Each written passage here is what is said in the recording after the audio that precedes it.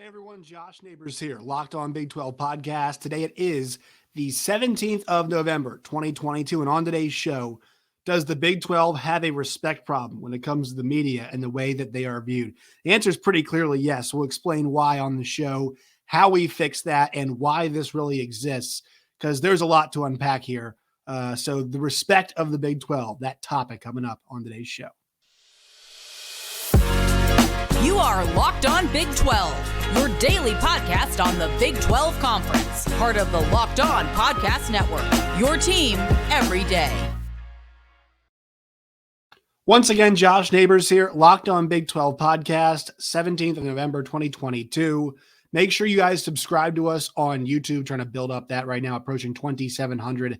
Help us get there by subscribing. Your best place for 6 days a week of Big 12 content. We have game previews, reviews, all those kinds of things. Also, we talk about the big picture stuff, television contracts, conference expansion, things like today, kind of a big picture Thursday is what we do. We'll talk about the respect of the Big 12. So all kinds of Big 12 content here at Locked On Big 12. Make sure you guys subscribe. Find us on Twitter at LO Big 12. You guys can find me at Josh Neighbors _ and then find the show on podcast platforms, Apple, Stitcher, Spotify, all of those places.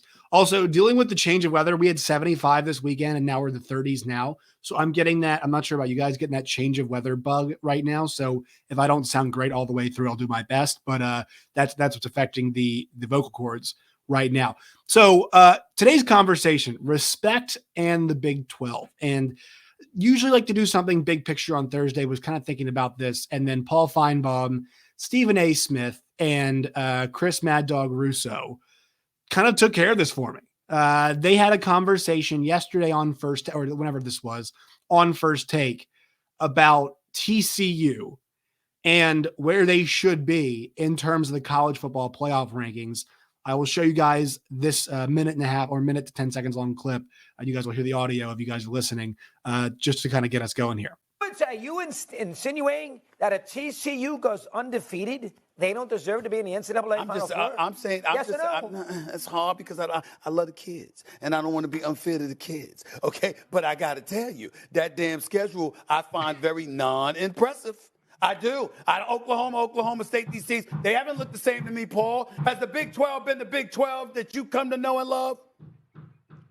No. Well, first of all, dog, you're so far off. It's embarrassing. Okay. What? Because the Big 12 really doesn't have. I mean, this is not the old Big 12, dog. I mean, this is the TCU Big 12, and TCU analytics looked this up the other day. If you put TCU against the top 10, top 12 in the country on a neutral site, they're not underdog against every team. Now that doesn't mean very much on the field, but that's where we have the playoffs. It's on neutral sites, and I think TCU would get blown off the field against Georgia, against Tennessee, against Alabama, LSU, Michigan, Ohio State. They don't belong in there. All right, so there's a lot to unpack there. So we didn't get the full comment from Chris Mad Dog Russo. I would assume that Mad Dog's point is that he believes TCU should be in. Now, how much college football he watches, I really don't know, and I am skeptical of that. He also called it the NCAA Final Four. For those of you who follow college football closely, you guys all know that that's not what we call it. The NCAA really has nothing to do with it, and it's also a huge talking point.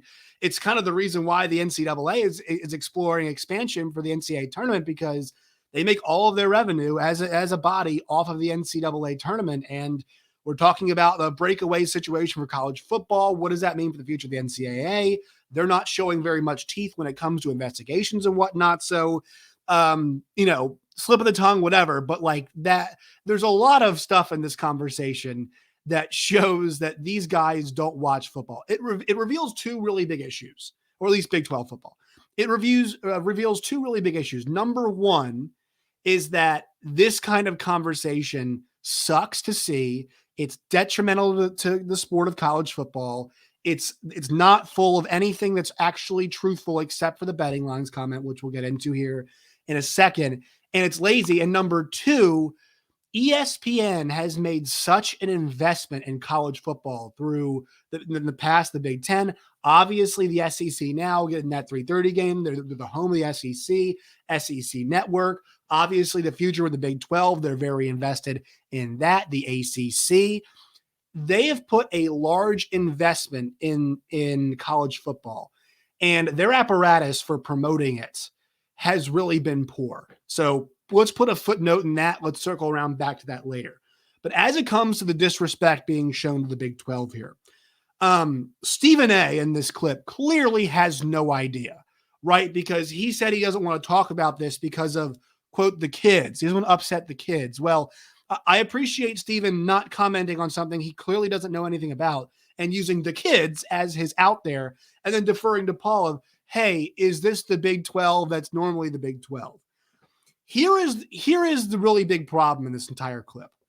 Paul Finebaum, who I know and not know like super personally, but I have met multiple times, came on my radio show in college, what is always so helpful to young journalists trying to get into the industry, wants to help people like that out. He is fantastic. And he is one of the most prominent speakers when it comes to college football. He really is kind of the mouthpiece when it comes to college football on shows like this. For him to say stuff like this, that, you know, to call dog idiotic and to say some of the embarrassing things that he said is really shocking and harmful. Like, it kind of goes along with the promotion part of it with the point number two with ESPN. This is not good at all. The only thing that's factual that he said is TCU would be an underdog to the three current playoff teams. That is true. That is the only true thing he said, though. And he's like, and that's on the field, but we got to play these things in the field. Yeah. Guess what? Guess who was a 7.5-point underdog last week and won the game and should have won the game by 2 scores on the road against a team that the analytics and the power ratings absolutely love? TCU. TCU shut out the best running back in the country last week and had an excellent game and only allowed 1 defensive touchdown off a drop. The quarterback drops the ball on their way to winning the game. They get the ball back, ice that thing up, easy to go because of how good their defense showed out, and they won that game as a 7.5-point underdog. All right. Also, for him to say that the TCU schedule, the Big 12 is not very good. This is the TCU Big 12. What that implies, folks, is that because it's TCU's league now, that the rest of the league is not good enough. That because it's not Oklahoma's Big 12, it's not Texas's Big 12. That means that the league is lesser. Was Baylor's Big 12 bad last year? I remember that being pretty competitive. I remember there being 3 pretty strong teams there at the end of the year with Oklahoma State, eventual champion Baylor, and then Oklahoma, then playing Bedlam. And Oklahoma lost both those games to Oklahoma State and to Baylor last year when those teams played. And, we didn't complain and whine and bitch and moan about it being Baylor's Big 12. That idea that it's TCU's Big 12 is really awful because what happens when Oklahoma and Texas leave? This fight for respect that we have to convince people like Paul Finebaum who have these, seats of power and are, once again, I respect him a lot. Like, that's horrible. That's really horrible. The Big 12 is going to have to disprove people like that. I go back to that Peter Burns clip that we played earlier in the year. I'll play that for you guys real fast right here. I'm so sick and tired of us pretending that other conferences are as good as the SEC.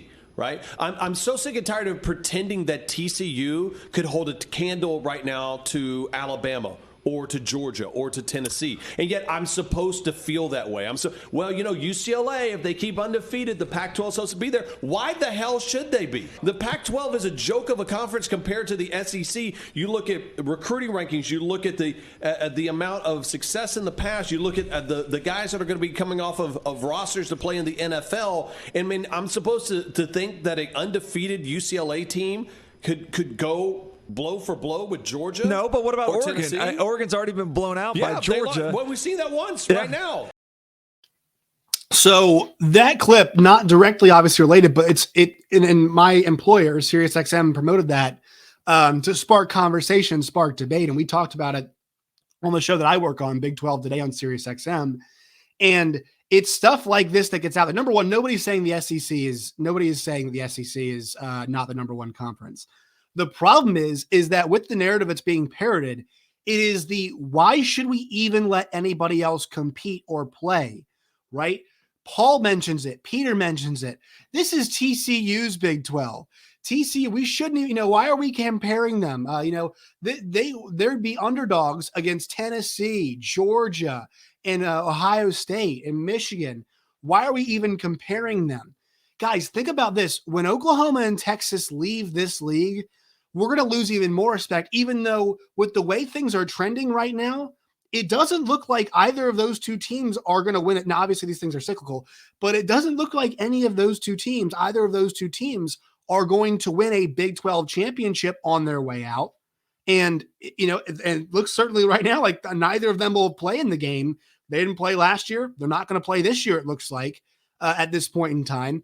And once they leave, guys, I guarantee you that we're still going to lose respect in this league. Like, once again, I have no singular dog in this fight. I cover the league as a whole. I like the league as a whole. I want the league to do well. And I'm under no illusion that the SEC, I don't think the SEC is not as good as the Big 12. I think it's better than the Big 12. I would argue that 110%. But I go back to things like the Big 12 is the only league where we are now heading into week number 12. We are now on, heading into the 20s in November days. And every single Big 12 team right now could still make a bowl game. Is that the case for everybody make one? No, it's not the truth. But there are a lot of teams in other leagues that, by November, the first week of November, whatever, cannot make bowl games. And that's not the case here because of how competitive the league is. Does the Big 12 this year have as many top dogs as even like the Pac-12 does or the SEC does, right? No, they don't have that much firepower. Up at the top, but the depth all the way through, there's no Stanford, there's no Vanderbilt, there's no A&M, there is no Auburn, which is seemingly complete, still fighting very hard, but I got to see them in person, not a super impressive team. There's no Colorado. There's none of that. There are not those teams. There's no Northwestern in this league. There's no Virginia Tech, Boston College, who shocked NC State last week, and good to them. But we don't have that in this league. And it's just being discounted because guess who's not at the top? Oklahoma or Texas. If Oklahoma or Texas were in the same position that TCU is in right now, they would not be talked about this way. I can guarantee you that. We'd also be talking about, hey, if they lost to Baylor, they'd be fine and good to go. I mean, this is a conversation on ESPN where they're discussing the idea that TCU at 13-0 might not belong in the college football playoff. And I'll give you guys one more interesting piece. I looked this up yesterday. I talked about it on yesterday's show. I'll talk about it again. The strength of record. For them to criticize, and this is really where I get upset, especially for Paul, these are ESPN's own number. This is on the playoff picture. This is what they use. Resume ranks. Strength of schedule. TCU, 38th. Michigan, 83. Ohio State, 60. Georgia, 44. Out of the top four teams right now ranked in the college football playoff, TCU's strength of schedule is number one. All right, let's go one more over. Strength of record. That shows what is your strength of record? Like, how good are your wins and your losses, I guess, too. But how good are, in TCU's case, it's all wins. For everybody in the top four, it is all wins. The Georgia strength of record, 2. Ohio State, 4. Michigan, 5. TCU, number 1. So apparently, those analytics that Paul mentioned, those analytics that he talked about earlier on, right, that say, they'd be dogs, whatever. I guess there's a reason why, when they're underdogs, whatever, they seem to always win the games, right? Even when they're not really favored by that much or whatever the case may be, doesn't matter. Underdog, favorite, TCU is winning football games. Are they blowing teams out of the water like Ohio State does to Indiana? No, because there's no Indiana in the Big 12. There is no Rutgers in the Big 12. We do not have that this year. The one of the worst teams in the league, Iowa State, is the problem is they're quarterbacking out of their own way. They can't run the football, but their defense is one of the best in the country. And so that's what frustrates me in this conversation. Excuse me, is that we're having to talk about this. And, the numbers do not back this up. The underdog part, sure, but Cincinnati would have been underdog, and we all agreed last year they should have gotten in. And this is not really about like the playoff as a whole. This conversation really comes down to it's about the respect the league is not getting. And these kinds of conversations are going to be bad. And we saw it with Peter and Chris Doering, who I like both those guys. I've worked with both those guys. I respect both of those guys. But trashing the Pac-12 does nobody any good. Right now, the Pac-12 has 6 teams in the top 25. That's really good. That shows a lot of depth for that league. But guess what? They're being singled out here and talking about, we can't talk about them. We can't have that. And the problem with the Pac-12 too, I mentioned this yesterday, the one team that could go to the CFP for them is going to leave the league, which, that'll be used against them, I'm sure. But the problem is right now, the team that is leading the charge for the Big 12 is TCU. All of a sudden, TCU's Big 12 is a problem. Look, TCU doesn't make the schedule, and TCU's beating everybody on their schedule. And guess what? The analytics say they have the number 1 strength of record. So it'll be like Oklahoma State, Kansas State, Oklahoma. Oklahoma's not good. TCU embarrassed them.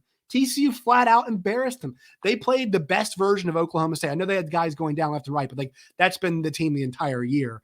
And they played the top 10 version. They clawed and scratched and fought, and they won the game against what was a top 10 team then in double overtime. Guess what? Quarterback goes out for Kansas State and the other guys get hurt. Well, yeah, TCU swarmed all over them. They made the jump. Texas, that situation, yeah, they get the job done. West Virginia, not impressive. Sorry, they got the job done. We'll end up winning by 10 points. Texas Tech, yeah, they put it on them in the fourth quarter after trailing. You want to what else are we doing here? I mean, what is the point of all of this? It's if we're doing the whole we shouldn't allow others into into Oklahoma, into the SEC sandbox, into the big boy sandbox, right? This idea that this is the Super League idea, right? This is, man, why don't we just have Clemson play Ohio State and Alabama and play LSU and play Oklahoma and play Texas and play, USC and Ohio State and Michigan? Well, the reward at the end of the year is those teams play because they earned it. I don't want to watch that every single, I'd love to watch it every single week. It'd be great. It'd be ideal world. Like that'd be, that's what we want, but not every team is that. That's not how you get it. That's the carrot at the end of the tunnel, right? That's why the playoffs are good, because we want the 2 best teams at the end of the road. We have to weed teams out throughout the process. It's not just, and also just because you play top teams every single week doesn't mean like the games are always going to be great either. And that's a frustrating part of this. SEC game last week, that 13th ranked Missouri defense looked really, really good, didn't it? Wow, blew them out of the water. Tennessee crushed them. That's like, it's not all great in the SEC, right? Oh my God, the Big Ten, right? Let's just let them break off, go away. They hammered Indiana last week. There's still Indiana. There's still the entire Big Ten West. Like this conversation, sure, at the top, yes, the top is better, but in the end of the day, like, is that what you want it to be? Do you just want the top teams playing all the time? No, because then who would care? Like, there are Ohio State fans, there are Michigan fans, there are Clemson fans. I've made this point before and I'll make it again. If you go the Super League route, the problem it doesn't work is because there are fans of Oklahoma State, Kansas State, Iowa State, whatever else, like Texas Tech, right? I mean, the teams, there'd be so fewer so fewer fans paying attention because a majority of the teams wouldn't be involved. The reason why we like college football, like I watch Alabama games because Alabama is in the sport that I cover, right? My Missouri Tigers went to school there. They play Alabama.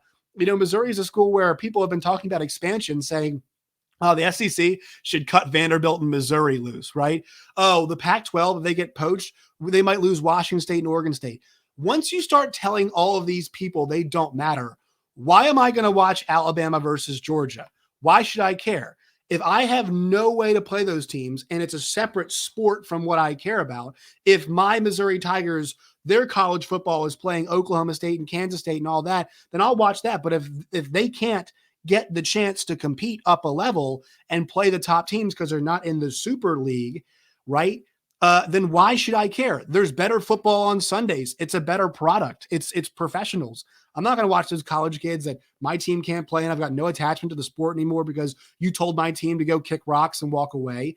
And that's what they're doing here. Sure, it's not a situation where there's a Super League or the playoff is only including the Big Ten and the SEC, But what is this conversation in its essence? It's essentially telling those teams to go take a hike. Like, who else do you want TCU to be? They have and once again, the numbers don't bear this out. Their strength of record is number one. But for the sake of conversation, like, what else would you like TCU to do? What else are they supposed to do? They're handling all of their games. All right, sorry, go play in the Fiesta Bowl. You're going to treat them like they're TCU in the Mountain West. You're going to make them go play in the Rose Bowl again because you don't respect them. And also, even further down the line, like you said, this is the TCU Big 12. Guys, this is something to watch in the future. I don't know how it gets fixed. I mean, Cincinnati making it last year, I thought, proved a lot. And look, put up a hell of a better fight against Alabama than a lot of teams had, right? I think that's totally fair to say. They put up a better fight against the Heisman Trophy winner and Will Anderson and company, better than a lot of teams had done, and they did it last season. TCU on a great run this year. Baylor wins the conference last year, got a ton of respect from the media coming into the year, as did Oklahoma State. And we're going to have to keep fighting and scratching and clawing. I mean, I'm not sure how many different Big 12 teams have to go to the playoff. Like, I don't know if this is a general thought that is held by most people, but Paul being the guy they bring on to talk about these things and him saying this is very discouraging. Seeing Peter, I know he was on the SEC network on the SEC today this morning saying what he said, but that's really discouraging. And I'm not saying, hey, we got to include everybody, inclusion. Yeah, okay, that's not what I'm saying, but the team with the number one strength of record and the best strength of schedule out of the entire top four should probably be in the conversation, don't we think? Let's go to the next point. Point number two I made real quickly here as we wrap up. ESPN is so invested in college football. Stephen A. Smith and Chris Russo, they should spend their time talking about something else. I'm not saying that ESPN needs to rerun college football live all day, but there are better ways for them to promote and talk about the sport.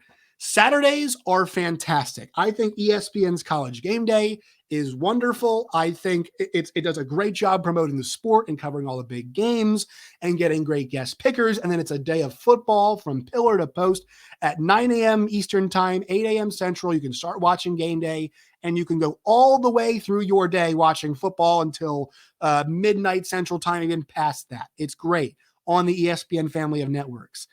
I have to say, the other 6 days of the week, I don't think they do a great job. And look, ESPN, I know the NFL stuff does really good numbers and people love the NFL, but you only have one NFL game. You have Monday Night Football once a week. And then, what is it, one or two playoff games? And I think eventually they're getting the Super Bowl. I'm not totally sure. But they don't have many games on the ESPN family of networks. So you've got a ton of football. Why don't you put more resources, time, and energy into that? And look, if you have to hook it to the draft, you have to link it to the draft and they beat the draft to death, do it early in the season. But like talking about Will Levis's season so far would be something that's compelling, right? Wow, this guy is completely overrated. Were we sure we were right about this guy? Talking about guys that, I'm not even saying in the Big 12, even Dorian Thompson-Robinson, Caleb Williams, wow, what a year he's having. Bringing back Lincoln Riley. Like, you can do all of this stuff. It can all be talked about on ESPN. We shouldn't have to sit through segments like this where it's like, TCU, I don't care about the 13-0. Go play the Fiesta Bowl. Go play the Sugar Bowl. You don't belong here in the college football playoff. It's ignorant, it's dumb, and bringing up the TCU's Big 12 means that they're already discrediting the new league before it even starts. Just wait, folks. They've already done it. I'm not this anti-media guy. I'm part of the media. I spent time in journalism school. I got a communications degree. I'm not big on crapping on the media.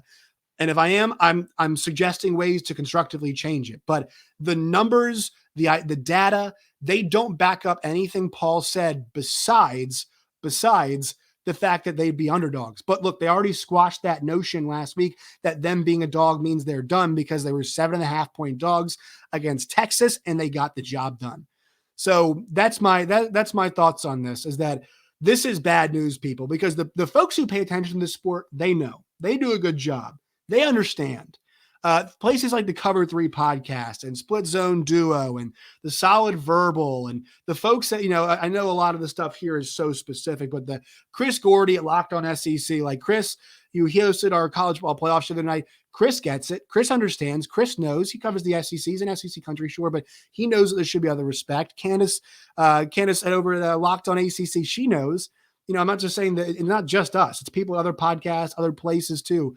The Brett McMurphys, the Pete Thamels, the Adam Rittenbergs, the Heather Diniches, the people who know the sport, who cover it. Like, those are the people we should listen to. ESPN needs to do a better job of being out there and helping promote a sport they have on Tuesday, Wednesday, Thursday, Friday, Saturday nights, right? That's Monday and Tuesday. The only day of Sunday and Monday. The only days of the week where college football is not being shown on the ESPN family of networks. Do better promoting it. People love action. People used to love the Thursday night games. Obviously, I know Amazon took it over, whatever. They got some good Friday night games. Saturday, like they could do a better job than they are. And this is evidence of that. They ask guys like Russo and Stephen A to be experts about a lot of things. And a lot of the lists they come up with can be ridiculous. And that's the hard part about when you're asked to, and that's the same thing on Mad Dog's radio show. But they ask these guys to be experts about everything, right? I mean, even going back to when Stephen A called Donald Cerrone, who's got the most wins in UFC history, called him a quitter, said he quit against Conor McGregor. Like, it's just ridiculous stuff that, we shouldn't be asking Stephen A about college football or about MMA. Stick to NBA, stick to MLB, stick to NFL. Asking somebody to be an expert on everything is unfair. That's why the Locked On Network is successful, because people cover specific stuff. Because when you narrow in and focus in on one sport, one conference like I do, certain teams like the other hosts do, it's better insight. It just is. And general sports talk is fine. It's what I grew up on, right? But in a show we're talking NFL, NBA, college football, boxing, all in one sitting potentially. Like, how much can I trust you to know everything? Because that's a lot of boxes to check. And I think there is a way that they could focus the content better. I really do. I think that's where I'm at on this conversation. But as it goes for the conference guys and the Pac-12, the Pac-12 is lucky that they might retain Oregon and Washington. We'll see how long that works. But like this, you just saw that right there. TCU got the committee's respect because I think some of those people watch football, and there's some places they could be more respectful towards them. But generally speaking, TCU has their respect right now. But you're seeing in conversations like this, man, not the respect that they should be getting. What Peter Burns said about having to TCU can't hold a candle against these top SEC teams. They can't do it at all. Well, Alabama lost to Texas. They beat Texas barely with their backup quarterback, and Alabama, TCU didn't have any problem shutting down that offense at all, and further on down the line either, right? So, we're talking about TCU right now. We're not talking about Alabama in the playoff, right? Why should we care, though? Why should we hold a candle? We should stop. We talk about Alabama's Sugar Bowl, wherever they go. It just frustrates me, okay? Once again, I'm not here to say that the Big 12 should be considered the best league, but this attitude of people rubbing their noses at it and just kind of ignoring it and putting it off to the side, it's not healthy for the sport. And I think it's going away from what makes the sport great, especially in a time where we're discussing expansion, which could improve the sport and be more inclusive. And we've got people talking and saying stuff like this. So it's a fight for the respect of the Big 12. And I can guarantee you folks already, when the new Big 12 and next year is kind of the first version of the new Big 12, when OU and Texas are still there and the new schools come in, fight for respect. And when those schools lose, especially, an even greater fight for respect is going to have to happen. I think this is evidence of it right here. We're going to need TCU to win it all or something to start getting some respect for this stuff. It's crazy. All right, that will do it for today's show. Make sure you follow me on Twitter at LOBig12. You guys can find the show. Find me personally, at Josh Neighbors _. Please subscribe to the channel. Let us know your thoughts. And, I'm sure a lot of you probably all feel the same. Trying to be as nuanced. I know I got angry there. Trying to be as nuanced about it. Trying to present facts. Trying to present changes, not just be a complainer, because I think there are ways to fix all of this stuff. But it is frustrating to see this happen. Once again, subscribe on YouTube. Let us know what you think. Find the podcast wherever you get your podcast, Stitcher, Spotify, Apple Podcast, and more. All right, my friends, till next time, as always, stay safe.